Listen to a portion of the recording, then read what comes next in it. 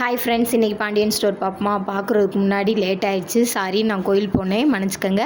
இப்போ வீடியோ பார்க்கலாம். பாட்டி வந்து பேரனுக்காண்டி நிச்சயம் பண்ண பொண்ணு வீட்டில் போய் சொல்லிட்டாங்க. சொன்னது அவங்க மயனுக்கு தெரிஞ்சு பாட்டியை வெளியில் தள்ளி கதவை சாத்துறாங்க, வெளியில் தள்ளி விடுறாங்க. அப்போ பார்த்தீங்கன்னா அவங்க மக அங்கேருந்து சின்ன மக போய் சொல்லுது, அம்மா அத்தை இப்படி வந்து என்னன்னு தெரில, அம்மாச்சியை வெளியில் தள்ளுறாங்க, வாங்கத்த அப்படின்னு சொல்லி கூட்டிகிட்டு வராங்க. எனக்கும் கேட்குதுமா, ஆனால் நம்ம என்ன செய்ய முடியும்னு சொல்லி பேசிட்டு திரும்ப 2 பேருமா வந்து வெளியில் நின்று பார்க்கலாம்னு வர்றாங்க.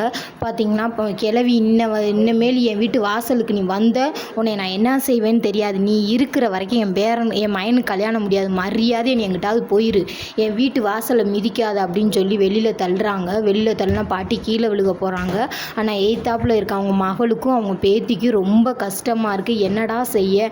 ஆனால் நம்ம குறுக்க போனாலும் நம்ம அண்ணன் கேட்க மாட்டாரே, நம்ம அண்ணன் தேவையில்லாத பிரச்சனை இது பெருசாக தான் ஆகுமே ஒழிய இது அடங்காதே அப்படின்னு சொல்லி நினைக்கிறாங்க.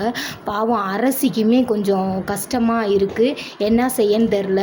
அவங்க அம்மா அப்பா எல்லாருமே பிடிக்கிறாங்க, பிடிச்சாலும் கேட்க மாட்றாங்க.